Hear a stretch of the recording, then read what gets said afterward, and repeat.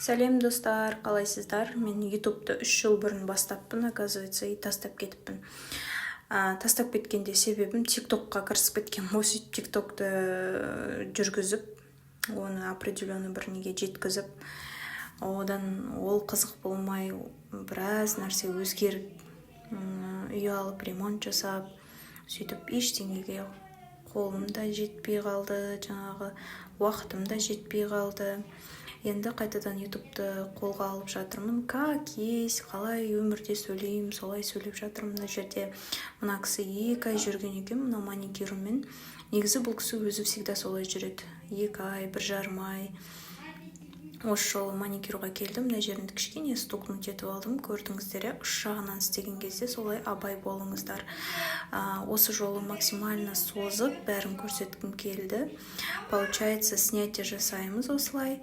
Снятие жасаған кезде менде қазір кукурузная форма, твердосплавная фреза, алмазная дейді.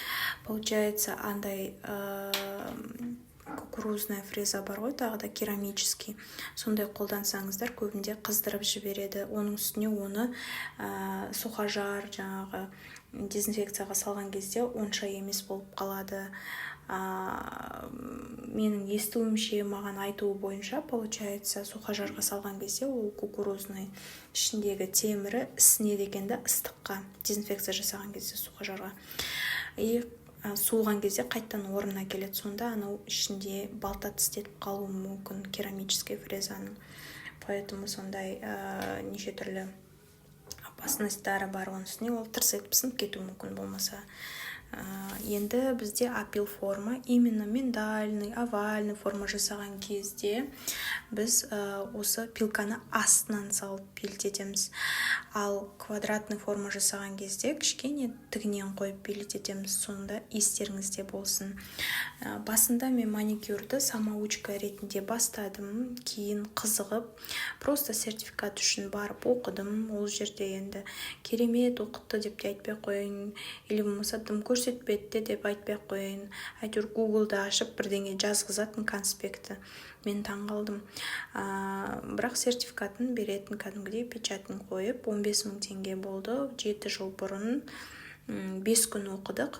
5 күннің ішінде где-то 3 модель алдық, потому что модельдер кейде келмей қалып жатты. Ондай кездерде өзімізге істедік, болмаса отырып алып типсыға сурет салатынбыз. Енді сурет салу жағынан менде проблема болған жоқ. Өйткені өзімнің әкем суретші, апам шебер деген сияқты. Поэтому мен басқа нәрседен айтып кеттім ғой, ну ладно, жарайды. Как есть, айтып сіздерге жан дүниемен бөлсейін дегенім ғой. Енді барынша қалай бастадым, не істедім деген сияқты. Енді бізде келесі апил формадан кейін апельсиновый палочкамен, таяқшамен ашып аламыз. Ағаш кожаны травмировать етпейді. Поэтому ағашпен одноразовый алып қолданып, клиенттердің өздеріне бершесеңіздер болады. Болмаса лақтыра саласыздар, онша қымбатта тұрмайды. Қазір Каспий жақсы болды, Каспийден аласың арзанға. Өздері үйіңе дейін доставка жасап береді. 5 000 теңгенің затын толықтырып алсаң, әрине. И мендегі келесі фреза бұл пламя деген аталады фреза.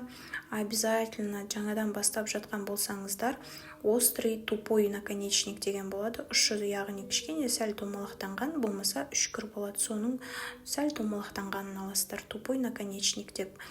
И синий флажок, менден аяқта көріп тұрсаңыздар, көк жолағы тұр. Сол жолағына мән беріңіздер.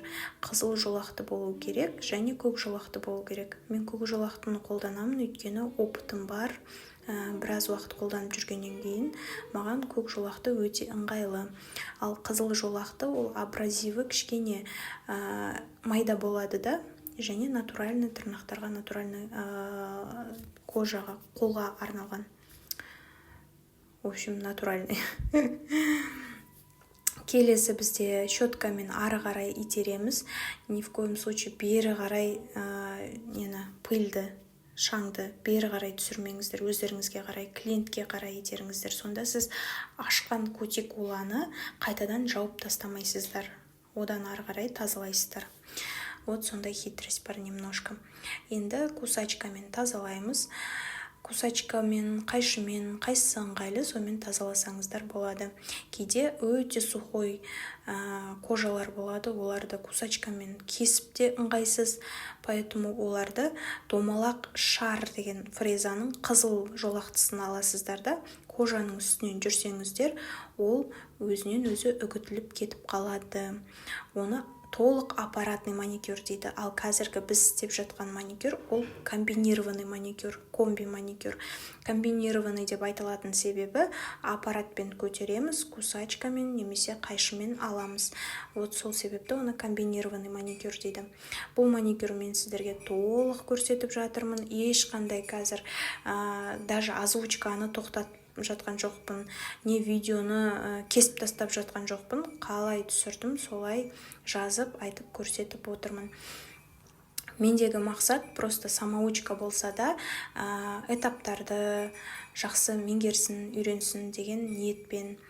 Оның үстінде ютубта артымда бір із қалсын, менен кейінгілер или бұрынғы заманда осындай істеген деген сияқты, Египетте қалған тастарға қараған сияқты қарап жүрсін деген ниетпен түсіріп жатырмын.